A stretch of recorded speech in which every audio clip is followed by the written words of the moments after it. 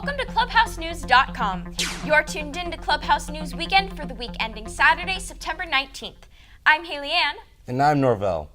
This week, Pope Francis, the leader of the world's 1.2 billion member Catholic Church, visits the United States for the first time ever on a 6-day tour of Washington, D.C., New York, and Philadelphia. Hundreds of thousands of faithful followers are expected to cheer him on as he begins his U.S. tour this Tuesday in Washington, D.C., where his itinerary includes a meeting with President Barack Obama, a canonization mass which he will perform in his native Spanish, and addressing a joint session of Congress. That's all of our 100 U.S. senators and the 435 members of the House of Representatives. Then he's off to New York, where he'll meet with the United Nations General Assembly and hold religious services at the 9/11 Memorial Museum, before he ends his U.S. tour in Philadelphia on Sunday. In Philadelphia, which is the birthplace of American democracy, Pope Francis will visit the Liberty Bell and Independence Hall. That's where the Declaration of Independence and the Constitution were signed.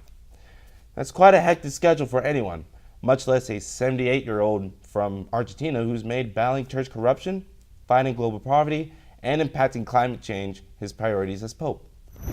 This past Wednesday, CNN hosted the second Republican debate, which featured 11 presidential hopefuls on a stage together trying to tell the American public why they should get to be the Republican Party's presidential candidate next November.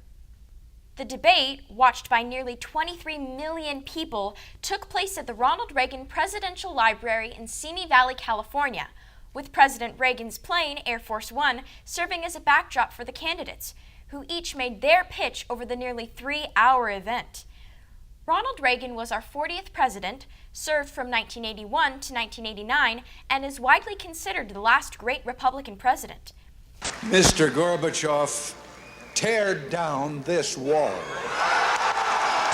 The candidates include present frontrunner and billionaire real estate developer Donald Trump, Dr. Ben Carson, former Governor Jeb Bush, Senators Ted Cruz, Rand Paul, and Marco Rubio, Governors John Kasich, Mike Huckabee, Scott Walker, and Chris Christie, and former HP CEO Carly Fiorina, the only woman on the stage.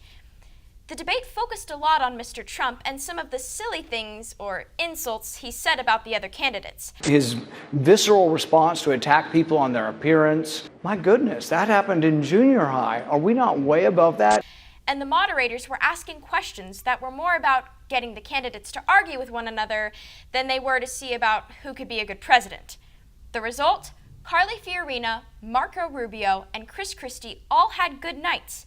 Maybe the next debate can be less about Donald Trump and more about the serious issues that are facing our country. Hey, I may not be old enough to vote yet, but this is supposed to be a debate, not a reality show called Who's Going to Be the Next President?